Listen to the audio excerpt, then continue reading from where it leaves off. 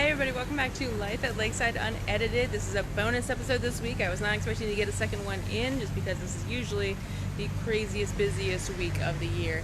Not to say it's not, but we actually have a lull right now, so I'm going to take advantage of that while I can and give you guys some tips on when you're coming in here to check out, to get ideas for gifts for mom for Mother's Day, since hopefully I'll be a little less rushed than I was last time. I know I got a little crazy last episode trying to cram an episode in there. I was afraid I wasn't going to get a chance to do another one this week. But I want to give you some tips and tricks for when you're looking at things, just in case you don't see one of us around, to help you pick things out, or if you just want to do it yourself. So, let's start with hanging baskets, since we have these beautiful baskets out here, okay, as well as the planters. So, one of the things that I wanted to talk to you about is like the best way to pick out a hanging basket, or just some things to look for when you're picking out a hanging basket. So what I always do, and that's basically what I'm going to tell you here, is just sort of how I approach it, and then you can tweak or edit as you like, given your own experiences or whatever other research you like to do. Maybe that's just me, I'm a research nerd. So here you can see we've got a bunch of these standard geranium hanging baskets here, so I'm just going to use these as an example. So when you're looking at hanging baskets or planters or really anything, but especially containers, contained plants for gifts, you want to look first, or I always look first at the plant's health, then plant shape, plant health, plant shape, and then for color and buds. Okay, so by that I mean, so you can see there's not a whole lot of difference in these health-wise, but this guy's a little bit smaller. It's also a different color variety. So you can see it's a little lighter on one side, it's a little bit smaller. It might have been put in the shade for a little bit too long or in a shady section of the house. But you can see here's that same color. So there's a difference here between that plant there and this one over here. So that's the first thing that I look at, is I look at what it is that the plant itself is doing, not the flowers, but the actual health and shape of the plant. So you can see there are some burnt leaves around here, around the edges. That's okay. That happens, especially if they've been in a shadier house and they're suddenly moved into a sunnier area, which these have been. So we'll clean those up. That's why you don't see it a whole lot on ours, is we do try to clean the baskets up as best we can before you guys get to them. But you might notice that again when you move it. Well, I don't know. These guys out here get a lot of sun as it is. So it's unlikely that you're going to move them into an even sunnier location, but it is possible. So if you see some of those brown spots on there, that's okay. What you're going to do is just snap those leaves right off. These are geraniums. They just come right off, and then that way you don't have to worry about them. They'll grow back in. You can see all that new growth there already on the top. That's going to come in nice and green and fresh for you. So after you look at the health and shape of the plant itself, I look at the color. Obviously, I'm already comparing the same color here. Let's say this is the color that I want for mom. You guys, it must be nice being able to get plants for mom for Mother's Day. I can't do that. So once you've chosen the color that you like, look at the flowers. Okay, so you can see on geraniums it's really obvious when you have spent blooms, because they start to get sort of an old and blown out look to them. Now you can see there are more buds underneath on geraniums. That's what's under those top flowers, and you can just pick the old flowers off, just like I just did with the leaf. So you can do the individual little blooms here, or petals. You don't have to do the whole stem. But when I'm talking about looking at the flowers as far as comparing, what I'm really looking at is, see, this one here does have some buds, but only a few that haven't already started blooming. It will get more, obviously. It's got some itty bitty ones down here lower, so they're going to keep coming in all summer. But this guy over here has several that are going to get ready to bloom in the next week or so and really put on a really nice show that's going to time out really nicely for mom for Mother's Day as far as gifts go.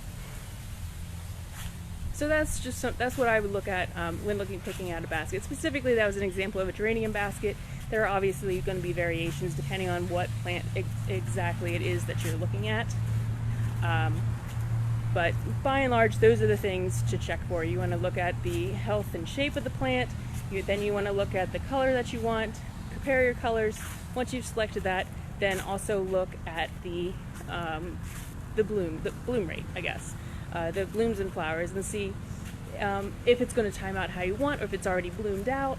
if it's still got buds coming in, because sometimes the one that's showing the most color right now might not be the best selection for you or for your gift for mom. So it's something to keep in mind. This is a really good example here of what I'm talking about. See, this one is not showing a whole lot of color right now, so a lot of people might not, they might sort of pass that by and not look very closely at it. But if you look, you can see this one's about to bloom, but each of these is a bloom here, okay? So these are all buds all the way down. This basket is absolutely covered in flower buds that are going to go off over the course of the next couple of weeks. And this one, again, Alophis is going to keep blooming all summer for you, but my point is that even though it's not in full bloom right now, it doesn't look like much right now, it has that potential there that a lot of people can miss when they're looking for that instant color. Don't get me wrong, instant color is great, and if that's what you're looking for, if that's what you need, then go for it. Just something to keep in mind when you're giving a gift to somebody. If you're not going to see them immediately, then you don't necessarily need instant color.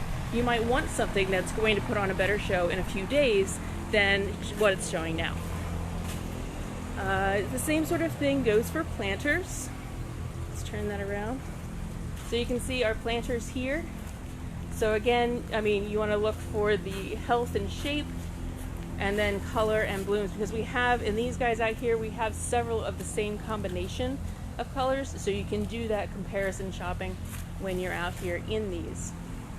And now again, these guys, in case you haven't watched my previous episodes, these guys do all have a 4-inch pot in the center so that you can add your own taller element to the center if you like the green spike, which is of course the most popular, but you can also throw a salvia in there, a gaura, lemongrass, heck, put a basil plant in there, whatever you want. You can put any kind of tall 4-inch item right in the center there, and that will add a unique twist to your planters or to your gift for mom. If you don't want to do that, that's fine, you don't have to. You can always fill that spot in, and the plants will grow right through it. They don't care, they'll take up that space if it's available. Or you can leave the pot in there, and as our season continues and these flowers get really grown in and you have to start watering every day, you can water straight into that 4-inch pot, and the water will get directly to the roots, so you're not having to worry about whether or not the water is actually getting to them. You might even have to water a little bit less because it's actually getting to them rather than running off the tops.